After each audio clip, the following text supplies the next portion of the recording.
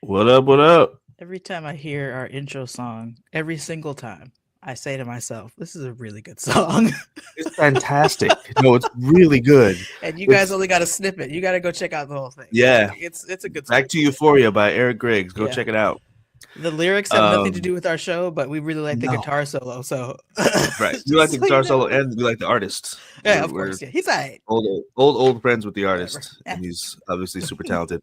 That's Yeah. that's one of my favorite guitar solos in all of music. And Mm-hmm. I it's a couple times. What I love about it is that Eric resists the urge to go really high and screamy with it, Right, right, and he right. keeps it right in the middle there, kind of right in the pocket. And I feel like um, that's one of the ways he's grown is that he has a really good sense of control. Like I can hear because I heard him in college and he would be right, doing amazing things, but like the amazing most, things kind of all the time. the And absolute now most. he's like he chooses his spaces to do that. So it's Yeah, like this is quality music. It's just yeah, quality. I mean, it's good so stuff. yeah. Good stuff. Hey everybody, Hey, everybody. let me How you put this doing, back Claire? up. I'm doing well, actually. I feel good. I feel rested. I have a deadline that I'm working on, but I think I'm gonna make it, so I'm not really concerned about it. But it is on my mind. Making deadlines is good. Uh, yeah, and I'm excited about the future. I got a new client today that I wasn't expecting. Actually, my last three clients just kind of came to me, which is nice. It's nice to be pursued in Mm-hmm. terms of like work stuff instead of having to Mm-hmm. like Mm-hmm. apply and find clients and all that. So I'm in a good space. I'm in a good space. How are you Good. doing? Good stuff. I'm doing well. The semester's over.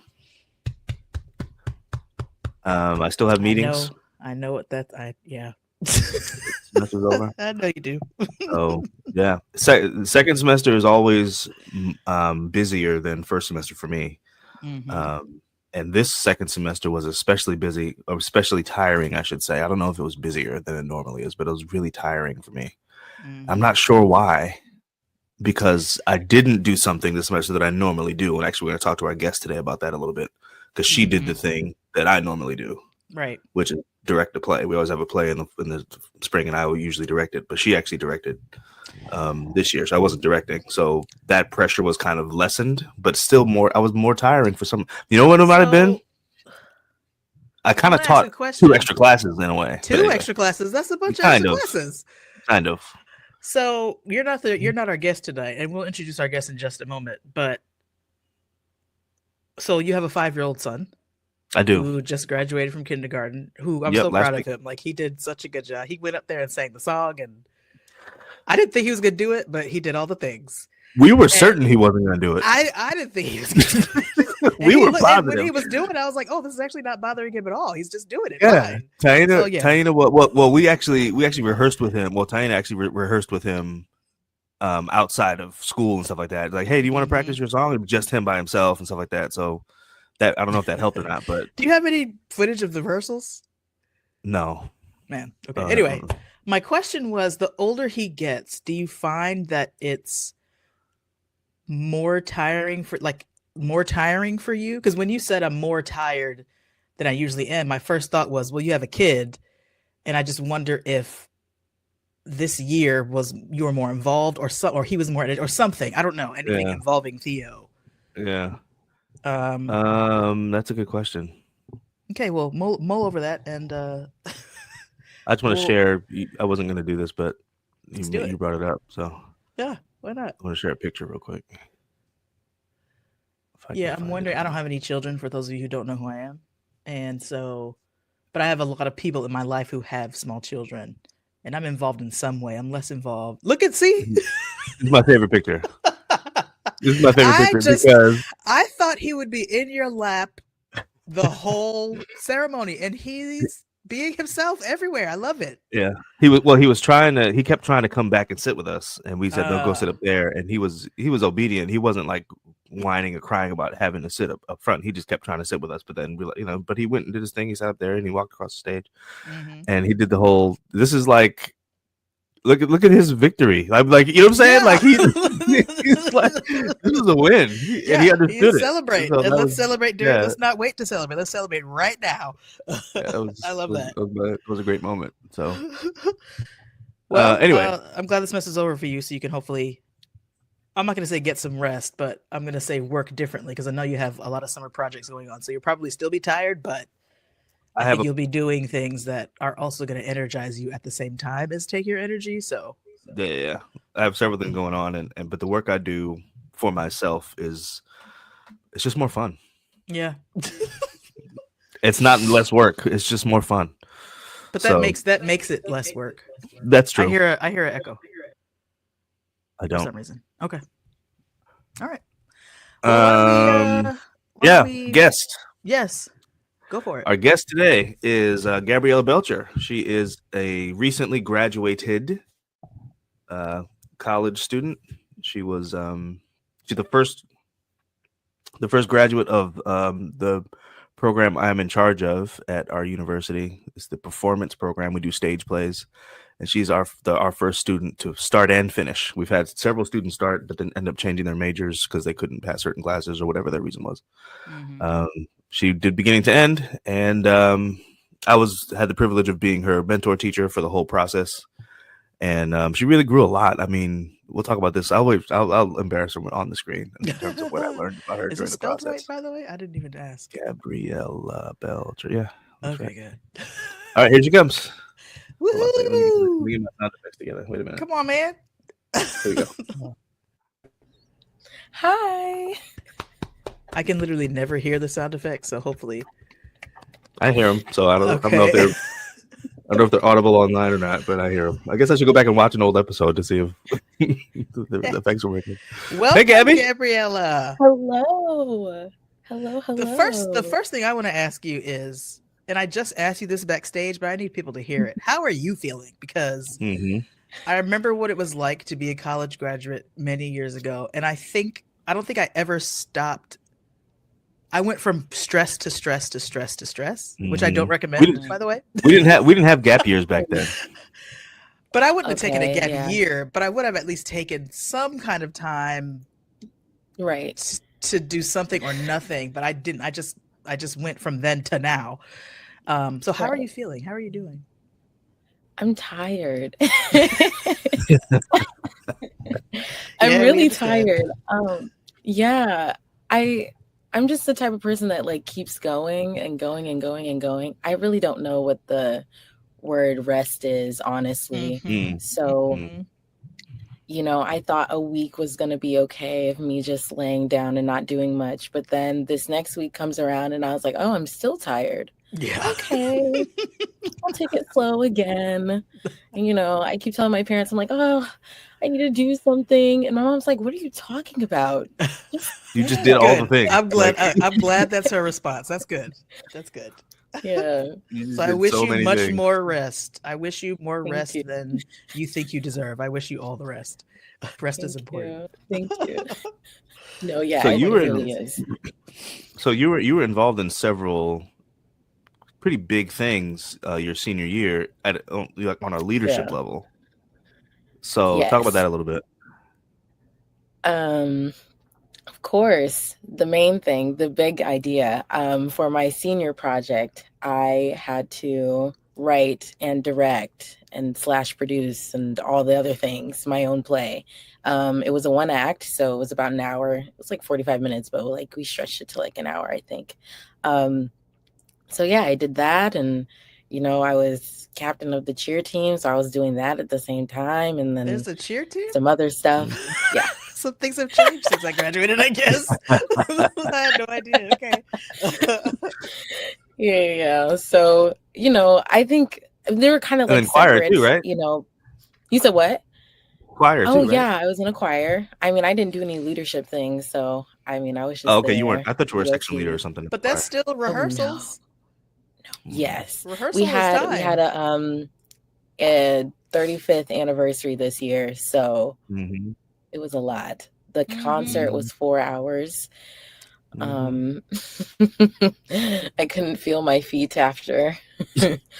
What choir is this? VOT, Voices of Triumph. VOT had a 4-hour 35-year reunion. That's crazy, right? Or not reunion. That's not what you said. You just said 35 anniversary. Yeah. Wow. But it was kind of reunion-y though, right? Because all the former directors came back to town and stuff like that. It was a little bit reunion-ish. Yeah, we had like a reunion practice too. Like it was a lot. It was, I think the whole month of April, it was just like back-to-back things that I was doing. So and we actually ended up now that not I'm doing saying it something out we had loud. planned to do. I think my audio is messed up because there's a delay and it's me. But anyway, we ended up not doing something that we planned to do, but I think it worked out in our favor. We typically travel to this conference but we didn't get to go this year. And I think that worked out because that would have just been another thing that would have been insane. So yeah. No, yeah. I mean, based on what your April sounds like, 2 weeks of being in bed is just enough just for your April. And you've been in college for years. So, just keep that in mind. No, yeah. I've definitely noted, of course. Yeah. So obviously you are here to talk to us because you are a PK. And I guess I want to start with a question, then we can backtrack. I'm wondering if this question just came to me. I'm wondering if any of your experiences as a PK influenced how you wrote your play, not how you produced or directed, but how you wrote your play. I don't know why that's the question that popped into my mind. And you'll note that our questions don't necessarily follow what we sent you in advance. Clearly, because we didn't send you that one. That was not on the list. Okay, that's a good question. And we can come back to it if you need to think about it. But I was just wondering. No, that's a really good question. Honestly, I don't know, and I'm not sure. Maybe I would say in terms of directing, that's probably when like some PK experience like came in there. But in terms of in what way does anything stand out to you in terms of your experience? Like how did that influence your directing? Like leadership. I was always like forced into, not forced. We can say forced. Listen, forced is okay. But like I was always pushed, influenced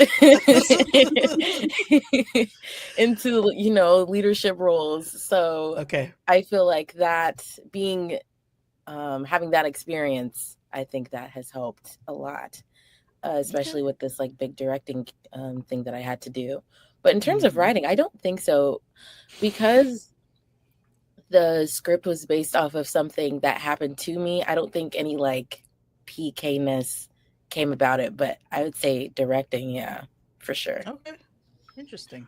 Was there anything as you were writing? I'm thinking about the writing in particular now. As you were writing the play, was there anything? Let me back up for just a second and preface this question by saying, backstage, you asked us how PG do you need to be, right? Like what are you allowed to talk about? What are you allowed to say, right? Which is, for me as a creative, that's always been on my mind, right? What am I allowed to say? Even though the audience isn't like the church necessarily. Right. I still have this kind of baked in, what am I allowed to say thing. So I'll write a script and there's stuff that I want characters to say, and I'll say it differently, not based on them, but based on me. You know what I mean? And I'll censor a character, for example. Like we did a short film on like 2010 or 11. And I censored all the characters. And when the film was finished, I could not release it. It was terrible. I was like, this is not good. It's not good. And it probably wasn't good because it wasn't true, right? That's what I'm saying. So we actually redid it. We actually redid it. This Bizarro. We did it. I made that movie twice. The first time I made it was censor terrible. Bizarro, Paul. That's what I'm saying. So we redid it like 3 years ago, and we didn't censor it. We just wrote what the characters should have been saying. Yeah. And it was really good. So that's my question. Didn't it win awards also? Yeah, we won an award for it and stuff, and got all these festivals, and it was really good. So it worked out well, and that led us into the Dred Scott stuff, so which was also really good. So so that was the year before that. So my question is about I'm thinking about the writing, right? My question is, did you censor yourself in the writing process? Like, did you censor your characters in any way? Did you not say stuff you felt like they should have said? What do you think? Yes.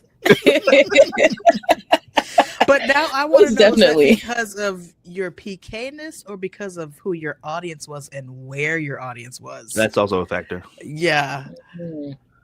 I think it was because of the audience. I don't think any of like my PK-ness was in my writing. I'm not sure. I don't think so. But I genuinely think it's because of the audience. And then also when we put it on stage, some of the cast members wanted to do their own thing. And I was like, Yeah. and I couldn't really tell them no, because now we're live and I can't direct them anymore. Now I'm just watching and they're doing their own thing. And I'm like, yeah, that is not how I wrote that. Wow. Yeah, so I feel like they were a little bit censored, mainly because it was my exit exam and I didn't want to do too much. So it's like, this is terrible, you know? So there are some Christian terms that were replaced, you know, that we did instead. So it's fine. You mean you used Christian terms instead of Yeah. different terms? Yeah. So this is okay. This is interesting to me because now I'm thinking about honesty, but I'm also thinking about community. Like community is important. Audience is important. Yeah. Who you're talking to, the way you talk to them, the words you use, those things are important if you're trying to say something to someone. Right. Mm-hmm. But now I'm thinking, is there a part of none of these questions we gave her ahead of time at all? We're just talking now. This is I feel like I'm about to ask another question that you need to like sit with. But is there, and this is for you too, Paul, and I'm thinking about it too for myself. Is there any part of our PK experience that taught us or influenced us, whether consciously or subconsciously or overtly or whatever, to be dishonest in a way so that we are accepted, so that we don't shame the family, so that we represent who we are, or who our parents see us being? Because sometimes who we are and who we think we are and who our parents see us as aren't the same. Right. Yeah, that's just true.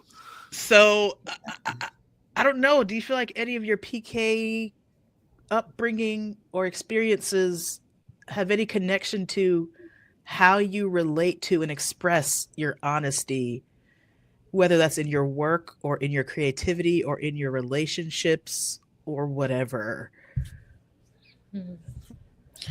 I wouldn't say it's honesty. I would say it's authenticity.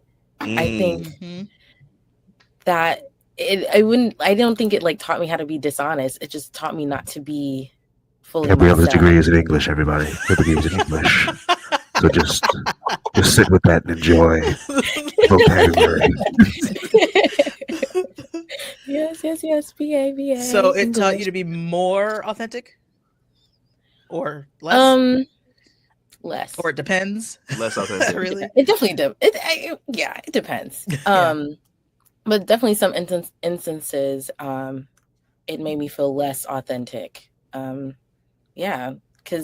I mean, like it was stated before, like I graduated with like an English performance studies major, and like I like theater and playwriting and stuff. So I don't think that was the norm, right, or as accepted for like a PK, especially like with my background. So my mom is Jamaican and my dad is Liberian, so he's from West Africa. So yeah.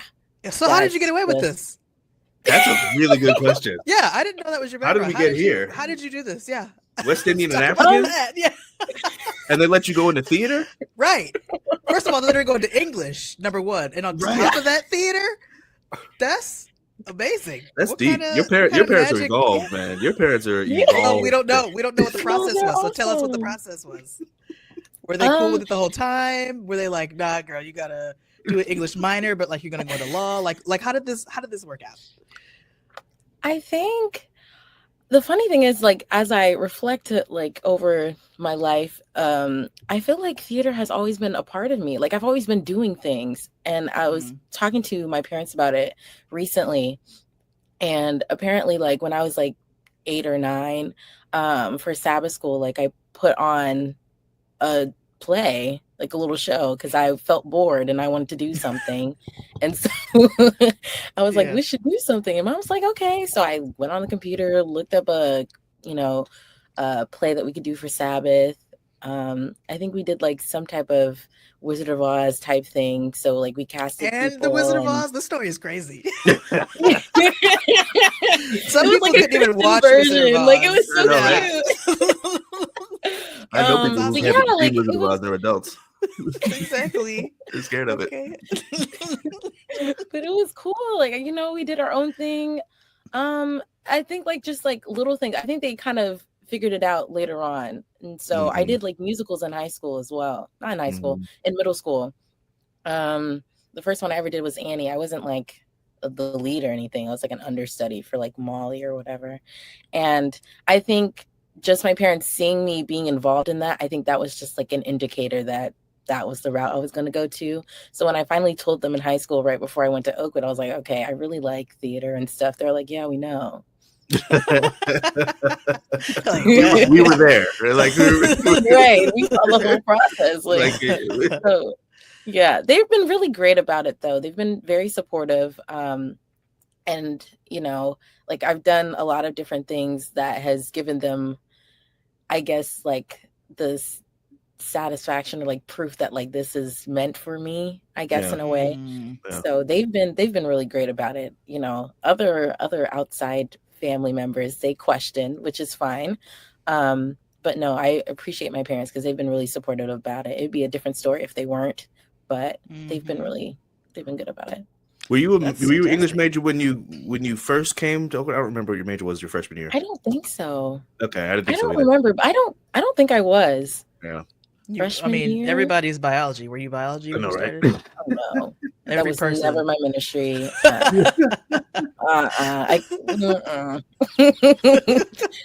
the science, no. Right. No.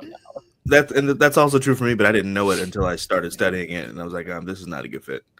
But I remember, and this is in response to Claire's last question from my perspective. Obviously, I'm not your parent, but I remember when you decided that you were going to do this. I was there, and you came and talked to me.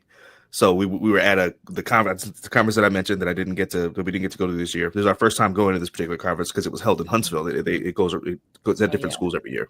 What is it? It was actually, What is it? It's NATSA, National Association for Dramatic and Spoken Arts. Okay. NADSA. So it's like the Super Bowl for theater nerds, basically. So it's at a different HBCU it's an HBCU specific conference, and it's like they're like 80 years running or something like that, right? So a few years ago they had it at A&M, and we had never heard of it, but somebody from actually I think they pronounced it NATSA. Somebody from NATSA reached out to us and be like, hey, I don't think we've ever had Oakwood involved. This is an HBCU. I don't know if you guys do theater, but we're in town. Come check us out, essentially. And we're like, okay. We just grabbed some students and drove across town and went there for a couple of days. So Gabby was one of those students. So just watch, and they do seminars, and they do auditions. They had like the people from Disney were there to audition people and stuff, and they had working actors, like name actors that you would recognize from TV. They had them there giving seminars and talking one-on-one to people, whatever, right? So we don't know what we're doing. We're just there soaking it in, and people are getting involved. And I don't remember if Gabby volunteered for anything, but a couple of our other students definitely did. And one of our students performed something and actually won an award. Wow. We were not prepared. Right. We were not prepared. So, but one of our students, he's graduated now. That was his senior year, I think. He wants to be an actor. He wanted to be an actor, whatever. So he just has stuff ready for auditions. Right, his whole thing is you never know. I got to be ready. So this came up, and he was ready because he's always ready. So he did a monologue he'd been working on and won like third place in the monologue division with like no prep. What'd you say? Nice. I think he got second place. Was it second? He might be second. Yeah. So after this, Gabby comes to me, and I remember there was like a light in her eye, and she was like, "I want this." And I was like, "You're gonna be a performer?" She was like, "Yeah, I want. This is what I want." She's like, "This is what I want for my life." I was like, "Cool. Let's sign the paperwork." Right. So my point is, if I were her dad, and she had come to me with that light in her eye and that conviction, I would have been like, "You? How can you not?" Right. You know what I'm saying? You have to do this. Obviously, this is like inside of you somehow. So when you went to your parents and were like, "I love theater," they're like, "We've seen that light in your eye already. We know." Yeah. You know what I'm saying? We know. So I just love it that, because not everybody has this experience. I just love it that your parents didn't feel the need to push you into something that they wanted you to do. You know what I'm saying? They didn't feel the need to be like, no, you need to make sure you can get a job, which is what we hear in most cases from English people. Incidentally, I have more jobs than most people I know, and I have 2 degrees in English. Right. But yeah, you need something with stability or whatever. You know, I'm glad that wasn't their response, and they allowed you to do what you wanted to, like what you were trying to do, what you were supposed to be doing. So that's great. Yeah. Do you have any siblings? Is it just you? I do. I'm the oldest of 3. So it's me. I have a younger sister who's 2 years apart, and then a younger brother who's 4 years apart. So we're all 2. Okay. So now that your parents have set the standard with you being able to do what you want, I wonder how much more your younger siblings will be able to do. Like, will be able to take advantage of that and do whatever they want. Well, we'll see. You're making a face, so I don't know. You know, I've always told my family that I'm like the test subject for parenting. But the first one is. That's true. Yeah. That's true. And they're like, no. I'm like, no, but that's what it is. It's okay. Nobody knows what they're doing. I'm telling you that as a parent. Nobody knows what they're doing. Because you're dealing with human beings. Right. Yeah. And you don't know the person yet. No one knows. Yeah. Exactly. You have to respond to this person. You don't know what they're about to do. So, right. So, yeah. Wow. Oh, yeah. So I feel like I've seen them be blessed with, I don't know, stuff that I wasn't blessed with when I was there. You know, so I'm just like, why did they get to do it? And they'll be complaining about, you know, something, and I'm like, you know, back in my day, I didn't even have the opportunity, the privilege to complain about this. So, you know, that's funny. Do your siblings have any? I'm gonna say weird because that's the word that's in my mind, but it's not weird. But do they have any weird, like aspirations or anything that might have been perhaps influenced by the fact that you were able to go a little bit off the beaten path? Like they wouldn't do anything strange, like, well, I want to be an astronaut or anything like, you know. I want to be a belly dancer. Anything like that? Does your brother want to be a belly dancer? Maybe not that like far out there. I think maybe like my sister, her career path changed a little bit. At first, she wanted to be a neonatal nurse. And then she was like, no, I want to be like a fitness guru. Like I want to, you know, that's very different. That's very different. Yeah. So, but she loves it though. She loves it a lot. So I think maybe slightly, you know, my brother, he's on like the engineering path, but he's like, that's always been in him though. So he loves weather. So he wants to do like astro engineering stuff. So is that the word? What's the word for it? Is that the word for it? I don't know. It's like I was gonna go with it. Astro engineering works for me. Yeah. Yeah, but I don't know what the correct term is though. I don't remember. I think that's it. Who do you get your creativity from? Do you have other creatives in your family? Oh. Did you say what your mom does already? No, you said my mom's a psychologist. So your dad's is your dad still currently a pastor? Yes. Okay. So your dad's a pastor, your mom's a psychologist, and you are a theater nerd. Like how did that happen? How did we get here? The funny thing is, like, we were always like watching musicals and stuff as children. Like, you know, I watched The Sound of Music at a very, very young age. So, and like Annie and all that stuff. So I was always been immersed into that when I was young. So we used to watch those as a family. So I guess my parents kind of like sowed the seeds, I guess, unknowingly. Nice. But as far as like creatives, like to the capacity that I want to be in, I don't think so. I think there's people that like write and do other things, but I don't think it's like in terms of what I want to do. So I think they have like little things here and there, possibly. Nice. We got to take a commercial break. 30 minutes. We're always surprised by when it's commercial time. We take a commercial at the 30-minute mark, and we're like, really already? 30 minutes? So all right, we're gonna take a quick commercial break, and then we'll be back with more Gabriella Belcher. Stay tuned.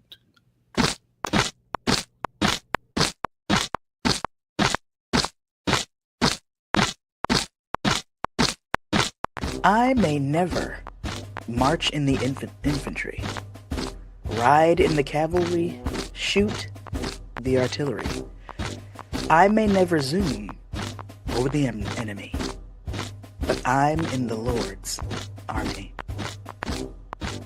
This episode of Club PK is brought to you by the Whole Armor of God Military Surplus Store, the first military surplus store since the Old Testament to attach spiritual values to military garb. Find yourself in a bind because you're being oppressed by the Midianites and Amalekites? Grab your soaked fleece of wool down the aisle saturated with morning dew. Do you need to slay 1,000 of the Lord's enemies on your way to a wedding? Do it with the jawbone of an ass, now on sale in aisle 3. Are you hiding under a terebinth tree waiting for the signal that the coast is clear? Look for the quiver with a single arrow next to the weeping boys beside the stone heap. Planning to run from the evil queen for 40 days? Pick up a new pair of Air Elijahs on sale next to the nearly empty jar of olive oil.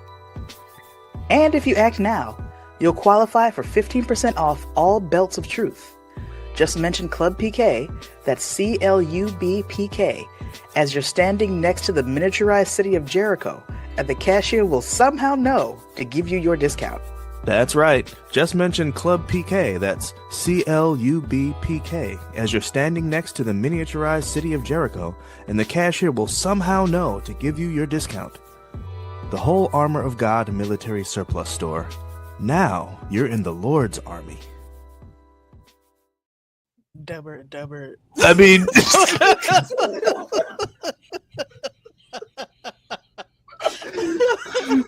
It's getting worse and worse every week. I guess I just try to make sure I'm done laughing by the time the commercial's over, so we can resume the show.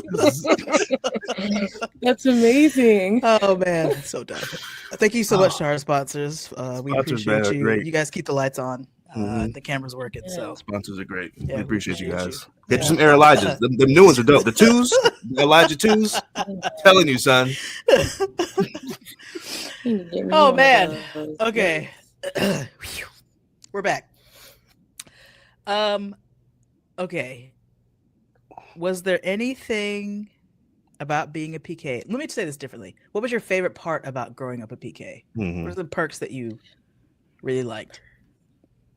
I like getting food first. Every single person says this. That is a common thread we're finding. You like to eat. I don't know. I just love that. Especially when, my dad had to preach at a different church and he's like, "You guys want to come?" "Oh, yes." And, we come over, they treat us so nicely, and everyone wants to talk, and then it's time for food. The guest pastoral family come first. Yes. I'm one, like the very I'm part of that two. family. I'm a member. Yeah. Exactly. Yes. I'm one of those. That's me. I really liked that. That was fun. I enjoyed meeting other PKs. It was nice to know that there were other people out there that were like me and experiencing the same things.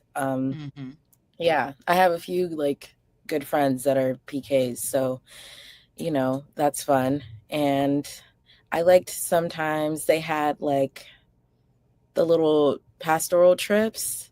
That they had.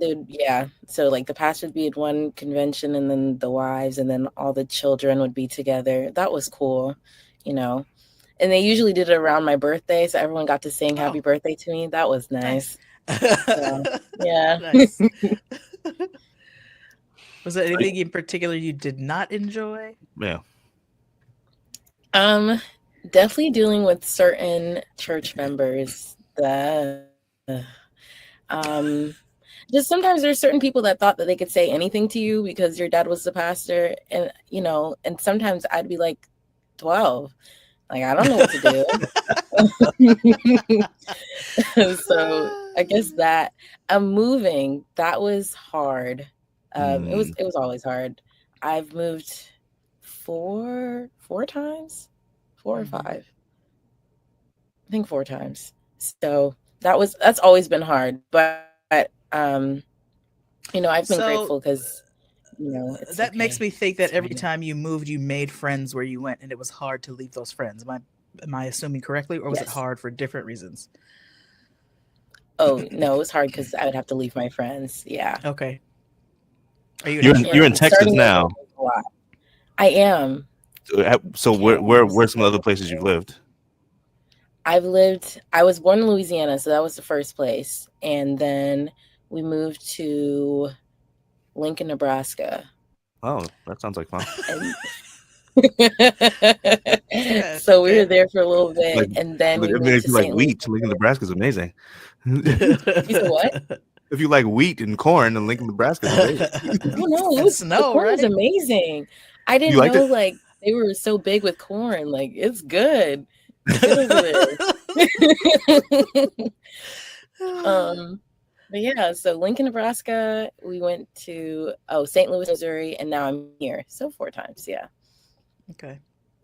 How long have you been in Texas? This is going on, I want to say 4th year. I want to say 4th, but it might be the 5th year. I actually don't know. Wait. I mean, and you've Oh, been it's gonna in go on our college 5th the year. whole Okay. time. So at this Yeah, point in your life, it's my 5th year. About to be 5th. yeah, Mhm. you start to lose track because. Well, Oh, yeah. do you plan to stay in Texas, or do you want to go somewhere else? Because now you get to decide where to go, right? Because you graduated. Actually, I don't know how this Yeah. works. So, do you get to decide where to go? I mean, wherever the job takes me, then Mhm. that's probably where I'll stay. But I really like Texas, though. Out of like all the places I've moved, like every stage of my life has been perfect for that Oh, place that I've moved to. But nice. like this has been my favorite so far. It's been my favorite. I like Okay. it. I like it a lot. So So you just said something. Sorry. You just said something that makes me think of what you just described as an advantage, the whole moving thing. Because I have the same idea, I have the same sort of concept, and you said you'll go wherever the job takes you. So mhm. I think having grown up moving around makes it so that you don't get too attached to any one place, so then you can go anywhere and do whatever's necessary when you get there, Right. kind of thing. You know what I'm saying? So if you want to do certain work and like, oh, the True. job is in Colorado, okay, because I live in Colorado now. You know what I mean? So like, that's how Yeah. it is for me anyway. Like I'm very much like, and I've said it to my wife, and she's different, right? She just grew up in one city, so but I've said I'll go wherever the work takes me. I've said that exact same thing to her, Yeah. and to me, I think of that as an advantage. You know, the freedom to kind of go wherever is necessary to do what it is you have to do. And I think I attach that to being a PK because we, same as you, we grew up, moving around. We moved way more than 4 times, but we grew up moving Really? around a How lot. many times? Way more. A lot. I mean, double digits. Really? Yeah. Yeah. No sure. way. Well, So and, how you That was know, one of my. stay That in, was like, my. one One of state? my. That was one of my favorite things about being a PK. I loved moving. And I yeah, still we love loved it. moving. Yeah, we loved moving. Really? The longest we were in any one place at one time was we were in California for 5 years, we were in LA for 5 years. Wow. Yeah. Besides that, a couple places 3 years, one place 18 months, Mm-hmm. like just in 18 and out. months? Mm-hmm. Wow. That was a hard move for me. For That the was 18-month difficult. Yeah. move, Yeah. that was the first place I'd actually made friends. Oh my That was the other goodness. things. Like that's why I asked that question. We all 'cause, like loved for it there me, when we yeah, left for there. me, We when I was hated that. moving around as a kid, I didn't feel like I was leaving anybody that I particularly cared about. So I was like, cool, let's go to a new place. Okay. But that 18-month place is where I finally felt like, man, I found my people. And then we left. We bounced. Like as soon as we got there. Like that was the only. But all the other moves, I was like, all right, let's go. But you moved back. You're there now. You're back. Yeah, I came back. Yeah, you came back. Oh, So- that's good. That's good. 30 years later. So let's talk about rebellion a little bit. What did rebellion look like? Well, I feel like we need to ask a question before that because the fact that your mom is a psychologist, Oh, Mhm. and your dad is a pastor, I think might influence what your rebellion, if there was any, may have looked like. And I'm just guessing. So There's always before we rebellion. answer, yeah, there is. Everybody rebels. There's always rebellion. Before we answer Paul's question, I kind of feel like the question I'm about to ask you is like context for that question. Okay. How do you feel like being a PK, the daughter of a PK and the daughter of a psychologist, affected how you saw yourself, affected your identity? And then I think that could also go into how did you react or act or behave or rebel or whatever.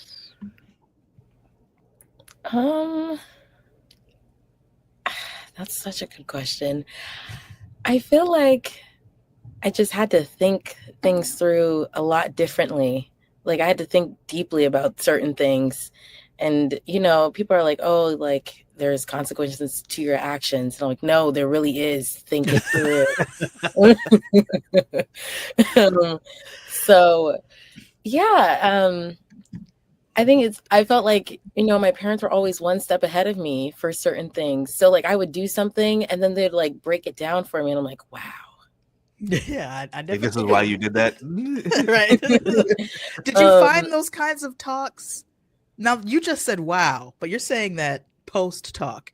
In the moment, were you also like, wow, my parents are making a good point? Or were you like, okay. No. In the moment, no.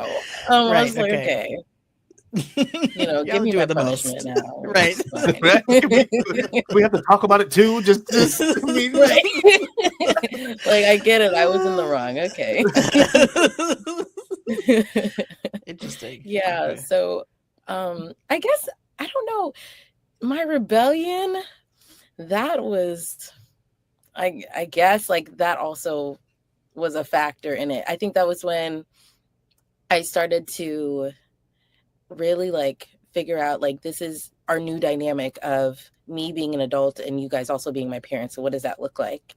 I think that's what started the conversation of that. And, you know, I'm still young, so we're still having those conversations now because I'm still evolving as a person.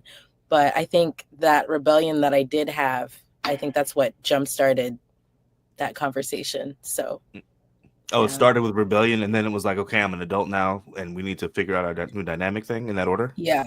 Okay. Kind of. Yeah, I think so. Yeah. It was like rebellion, and then it was like, oh, and it's like, yeah, I want to do what I want to do. And they're like, okay. And so it was like, let's talk about this. What does that look like now? You know? So the fact that was even a conversation.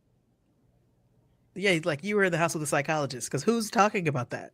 Like other than professional psychologists. Yeah. We're not talking about nothing. Go to your room. Yeah. Like, you know, my mom was like, you know, she's big on therapy. So like I would go to my mom for things and she's like, no, you need an actual therapist. So like throughout my 4 years, I went to like a therapist. So like preparing to have those conversations, like that helped as well. So, you know, yeah. Nice. So what was the rebellion? We kind of skipped over that. Oh, yeah. Let's not gloss over that part. Yeah, I noticed. Kind of skipped over. So my freshman, personally, I don't think it's rebellion, but it probably was. One of the main things I did, I just started, you know, my attire was different. It's a nice way to I started wearing, you know, more clothes that fit me a lot more. So that was like, okay. You know, I started adding on accessories to myself. You know. How many fines did you get? Did you have a fine before you had graduated? Did you have a bill you had to pay, like a fine? I don't think they do fines anymore. Like a jewelry fine? I don't think they do jewelry fines. I don't think they do jewelry fines anymore. School is different. It is. I think they lifted that policy actually. Well, good for them. About time. Okay. Yeah. So there was that. That was a big thing. And then I cut my hair my freshman year, and that was another thing. You cut it like big chop, like mine, or like I big chop. Yeah, I did a big chop. Nice. I felt like I needed it to like change my, you know, outlook on life or something. Yeah. I mean, I'm grateful that I did it, but yeah. So that was. And it was all happening. Like, I barely got into college. Like, it was like September, boom, doing all of that. My parents are like, what's going on? You don't even know who you are anymore. Right. Like, looking back, I can see why they're panicking. But like, for me, I'm just like, I'm just doing something new. Yeah. So we had our nephew and niece on a couple of months ago. Actually, it's probably like December. But anyway, one of the things that our nephew talked about was how he got his ears pierced his freshman year of college. So one of the things he talked about was how people he knew and liked and got along with at church just responded to him differently after he got his ears pierced. And there was one occasion in particular where a person who he's like real cool with at the church, was like a deacon or an elder or something, saw him with his ears pierced and didn't even talk to him, like turned around and walked away. And we're like, and Claire and I are like, that's an overreaction. Yeah, that's too much, right? you ostracize the person. You know what I'm saying? So the question is for you, how big of a deal was it that you, because I know your ears are pierced, we got you jewelry for the show, the last show we did and stuff, and I know you were jewelry, whatever. Sometimes you got on a half shirt, blah, blah, blah, right? How big of a deal was it in your family or your church, your community, whatever context you want? How big of a deal was it that you did some of those things? It was a big deal. It was a very big deal. I think not that this was the first time I expressed my free will, but this is the first time I did something where, my parents were like, we strongly advise you not to do this. And I was like, I'm going to do it anyway. This is what I want to do. So, we had like a little deal. I just couldn't wear it at the church, which is fine. And I can wear it anywhere else. And I was like, okay, I can do that. However, it was just like the way, especially more so my mom, I was thinking my dad would be like more crazy about it, but it was my mom. I love you, Mom. But anyways, yeah, I feel like for a little bit, she kind of just like looked at me differently because like she just didn't think that I was just gonna do whatever I want to do. Outright defiance is what that is. Outright defiance. Yeah. I personally don't see any problem with it, but so and the thing, so like even though like many years have passed, like not we still have those conversations, but we still like just talk about it to make sure everyone is good and okay, and what's the boundary here for both of us. So yeah, I think it hasn't been really crazy for church members. I mean, if they like see a hole, like I don't think they're gonna, if they do say anything, like it's been a minute, so it's like, right, I don't y'all know what late. to tell you.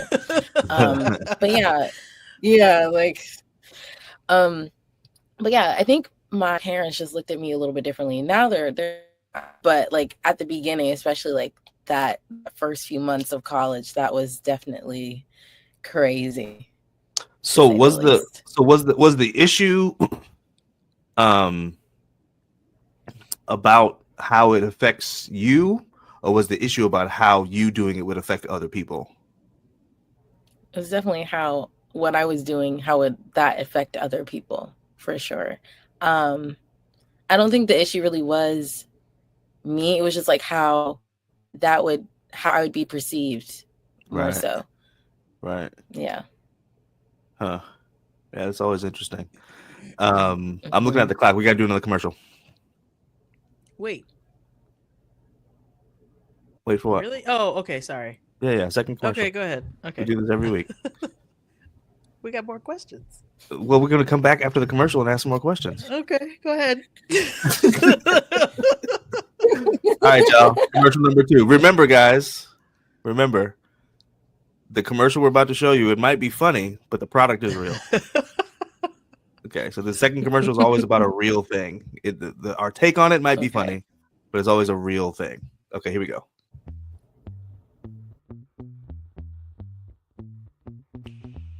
Yep. Yep.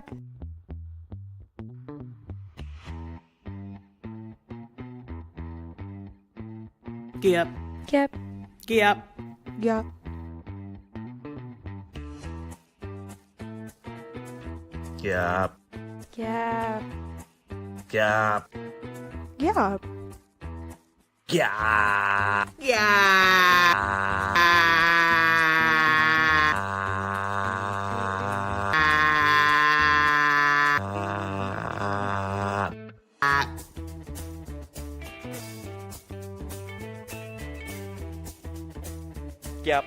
Yep. Yep. Yep. Yeah. Yeah.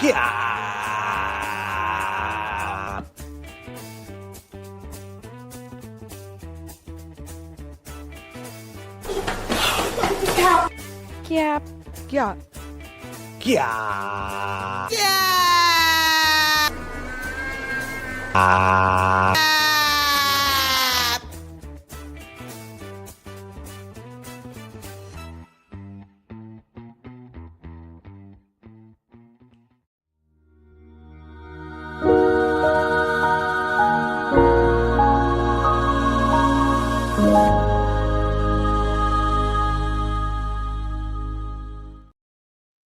Okay, so yeah, for our book, God is a Person, we have a series of books now.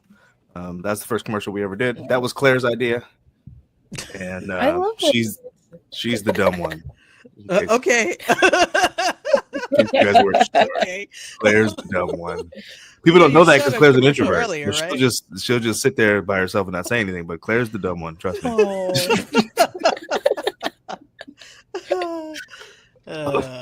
Okay, here's what I wanted to ask you before the break.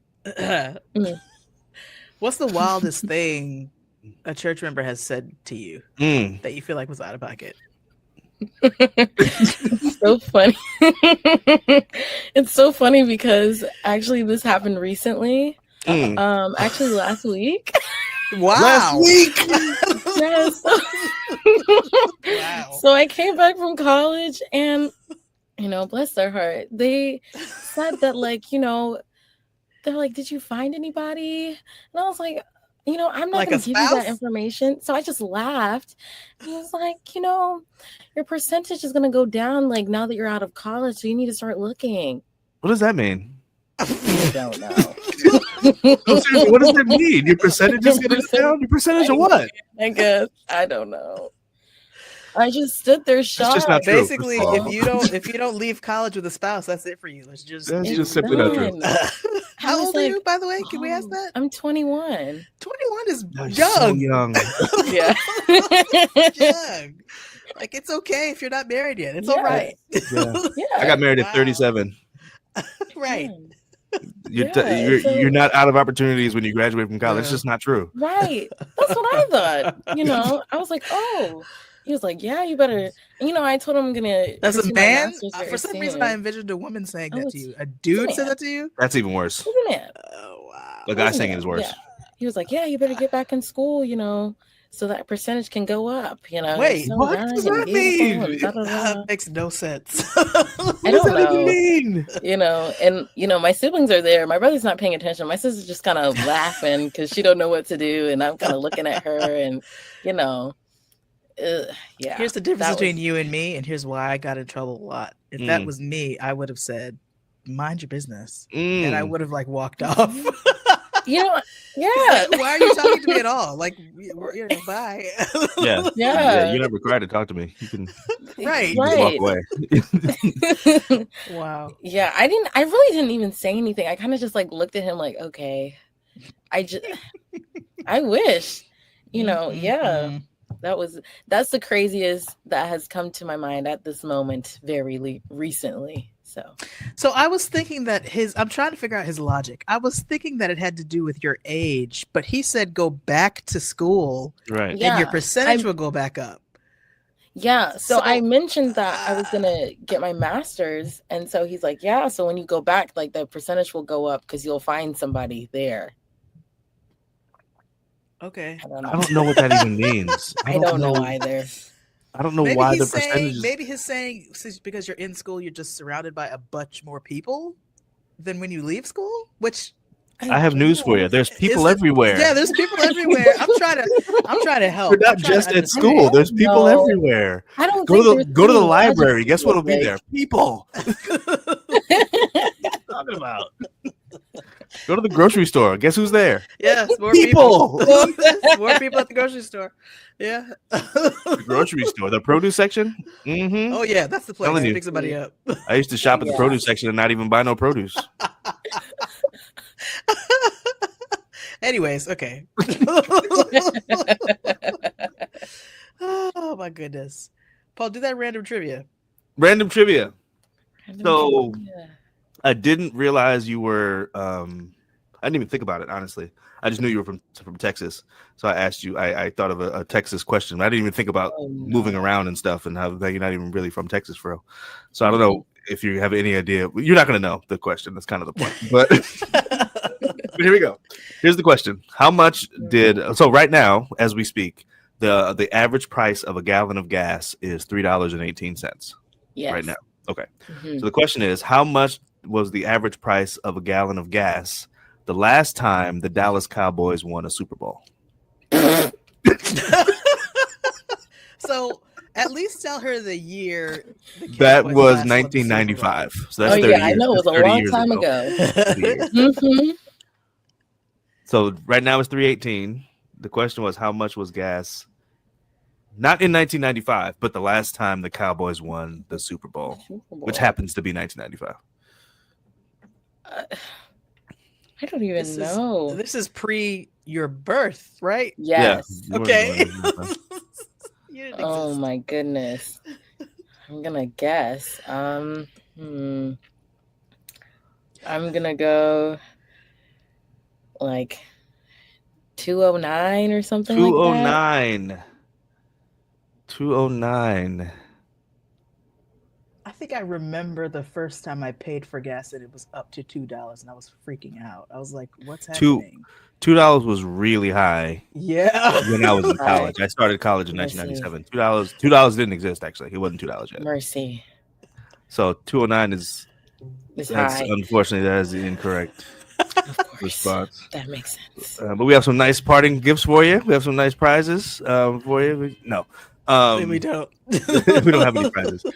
The answer is $1.15. Oh. $1.15 for gas. I remember I started driving in 95. I remember we would go, my brother and I, we would go get gas and get food for both of us and have change left over from the 20. Yeah. Like fill the car up. No, I'm not kidding. What a time. It's not a joke. I would go. Yeah, we would go. We'd have a $20 bill and be like, let's go do all the things and then take our change and go do something else. I don't know. You know what I'm saying? Like, yeah, we'd have gas and be full with $10 in our pocket. The more surprising part of that story for me is that you had a $20 bill. I can't remember the last time I carried cash. No, not that you had jobs. You had cash. We had cash, right. I can't remember the last time I had cash. Like handed somebody folded money. Like I actually always carry cash. I don't do that no more. Because I carry cash. You carry cash? Mm-hmm. Nah. Yeah, that's very old school of you.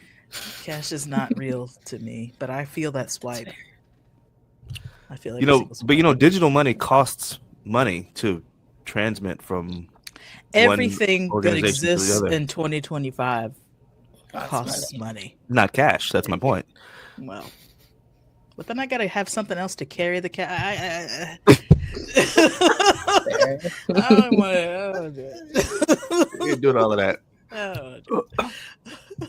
All right, so we're about out of time. I want to ask you one more question, and we'll get out. Yeah, it's an hour, right? Real quick. I know.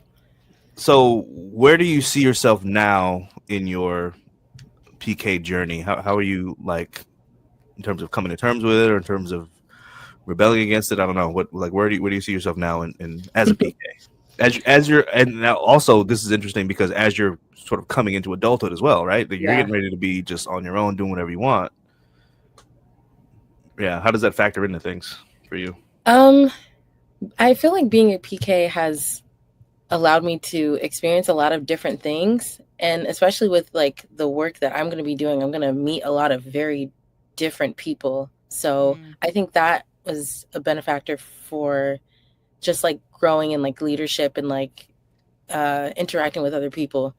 I'm very grateful, especially to my parents, because they shielded me at a young age from like a lot of crazy stuff. So I'm very fortunate that I didn't get to experience a lot of the PK horror stories that a lot of other PKs face.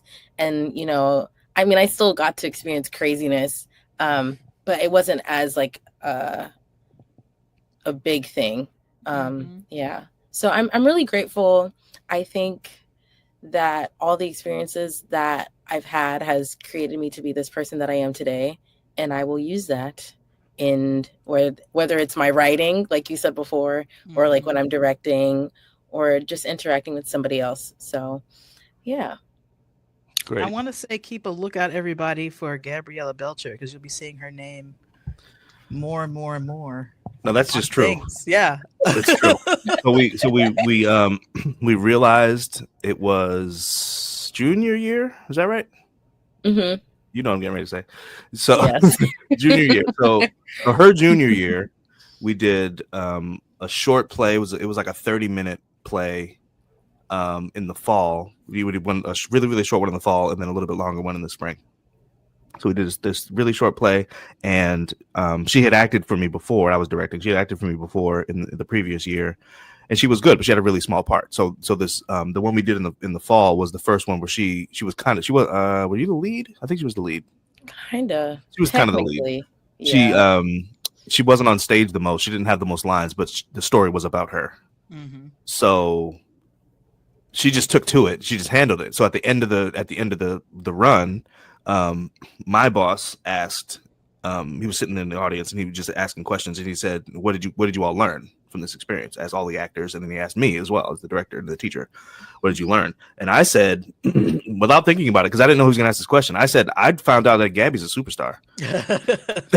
And I was just being totally honest. That's what I learned from this experience, because her ability to respond to what's happening in character, that's acting. Like that's it. Acting. That's it. Yeah, and that's not easy to do either. It's not easy to do. Yeah, it's not easy to do because you got to say these lines, but you might have to say them differently from one night to the next based on what's happening around you, all that kind of stuff. She just took to it. She handled it, and then we started messing with her, and just deliberately one of the other actors in the show, he and I would conspire and be like, hey, do this differently and don't tell Gabby. Let's just see what happens. You know what I'm saying? Let's just see. And she just handled it. Totally handled it. So that's award winning. She won an award for a play she wrote last year. She's an award winning playwright. She was an all-star at our conference. Just really talented actor, really gifted writer. Whatever you want to do, you're going to be great at it. So I'm excited to see what's next for you. I'm excited. Yeah, I'm hoping to put you to work too. I want to hire you. So, I love that. Yeah. Nice. We were talking about hiring new writers yesterday in our production meeting for this TV show we're working on. But like, we need to bring some people in. I'm excited for that. I'm excited for you for that. That's going to be fun. Yeah, good times. So yes, thank you so much for your time, Gabby. Appreciate Thank you for having me. This was really fun. It was fun. You're fun. That's the other thing too. You have a nice personality. You're just easy to talk to and chat with. You got all the things going for you. You're gonna be all right. Thank you. I appreciate it. You don't have to be in school to find somebody. They're gonna find you. Thank you. Man. If you want to find somebody, anyway. Right. Thank you. No hurry. 21 is so young. Don't do what a bunch of people in my era did and get married right after school and then get divorced like 10 years later. Like, don't do that. Yeah, no. Just wait until you're ready and live do it once. A little bit first. Yeah. Yeah. Exactly. Yeah. All right. So anyway, the end. So thanks everybody for tuning in, and we'll see you next time on Club PK. Bye. Peace. Bye.